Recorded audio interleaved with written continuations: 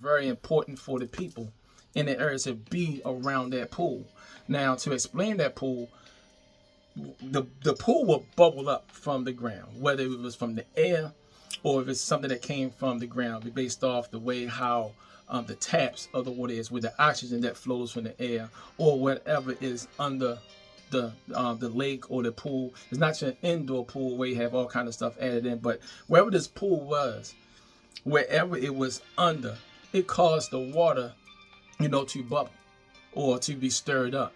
Now, during that particular time, the people thought that if the water was moving or was being stirred up, that meant that an angel had to be like swimming inside the water. So the people was thinking, because of that, that there's an angel in the water, and if anybody was to get into the water at that time, they will be healed for any ailment that they may have, whatever disease they may have, if they were paralyzed, anything. All these people believed that.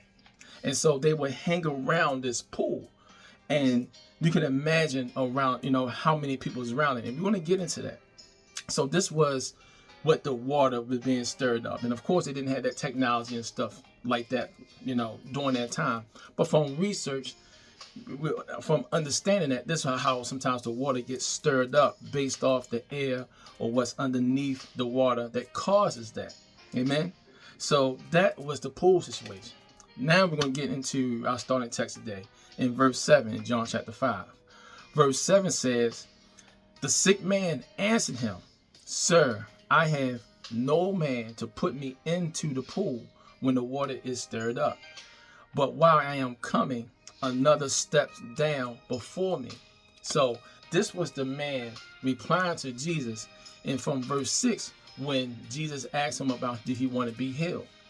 And so he is responding to Jesus in verse 7, basically saying that, yes, sir, I mean, I've been in this pool for a long time, and I don't have nobody to help me get into the water. And, and every time I get a chance to try to get into it, someone step right over top me and they get in before me, and I miss the blessing.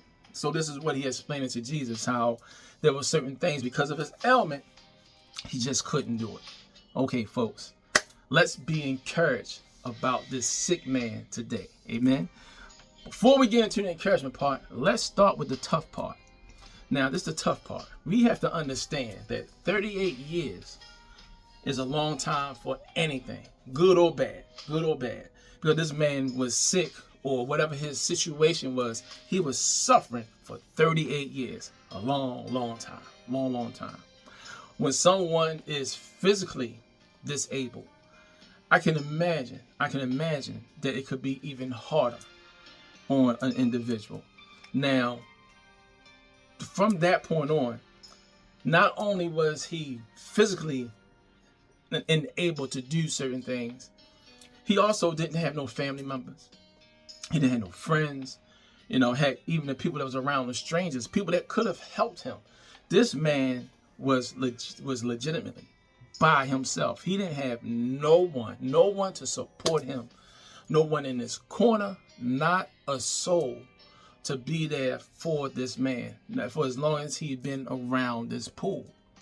And because, now this is the messed up part, because of his ailment, or whatever he was suffering, was visible, the people recognized his limited potential to move. They knew that physically he was limited in getting into the pool. So you would think that all this time, the people, somebody would try to help him get in. They didn't. They recognized this man. Look, he can't even move, so I'm gonna jump right on his back. I'm gonna put my foot on his neck, and that'll give me enough to catapult. So when the water starts moving, I can jump into the water, and I might can touch the angel. This is what the people was believing. This is what the people were believing. They took advantage of his downfall. They took advantage of his limitation to get into the water before him, although this man was there. Now, you have to recognize that the people around this pool, clearly, they were cold individuals. Cold means they were all about themselves. They were all about themselves. Almost like today. There are people out there that just don't care. There's a lot of people that just don't care. It's all about them. It's all about me. Yes, they recognize that you need it. They will recognize that that person needed more than them. But if they have an opportunity to get before someone and take from someone without being penalized, most people would do it. And we see that. So that happened back then, and we see it every single day as well. So this is what the man was dealing with. Still dealing with the hard part. Now, let me give you another thing that you probably didn't even thought of when you read this part of the passage. Now, the word says that the water gets stirred up at a certain time. The Bible never gives any indication that it gets stirred up every 5th Sunday or every 2 days or once every 3 months or once a year. The word gives no details of when this water gets stirred up inside this pool. So in essence, you can imagine, oh my goodness, you can imagine the multitude of people, I mean, countless people around this pool. I mean, if just think about, a small lake or something like that, or Lake Clifton Pool, anything that's a large body of water, not knowing when this water is going to be stirred up. And you have a multitude of people piling up on each other day and night, 24 hours a day, 7 days a week, or however many times they had days during the calendar at that time. Whatever it was, they was there day and night, 24 hours, waiting at the pool, sitting at the pool, just waiting, just waiting, sitting there, twiddling their thumb, just waiting. And the wind blow, they jump in, they, just waiting around the pool, this public pool. You can imagine how it smelled, the type of attention, or better yet, the type of attraction, the types of people with all kinds of issues going around or just sitting around that pool waiting for the water to get stirred up, waiting for that angel to come and take that swim as they believed it was. And so this is what the people had believed. And when we look at that situation and compare today, whatever or whenever, whatever it may be, wherever the majority gravitate to, that it appears that particular situation or whatever that place they're trying to get to or whatever circumstance, and they believe that particular thing will provide them with the answers they need, the healing that they need, or any type of situation that needs to be resolved, and they believe in their heart that that's going to give them that answer, the people will believe it. The people believe wherever that story came from about an angel getting to that pool. And if you get into that pool while the angel was in the water, you receive your healing. Wherever it may came from, the people believe it.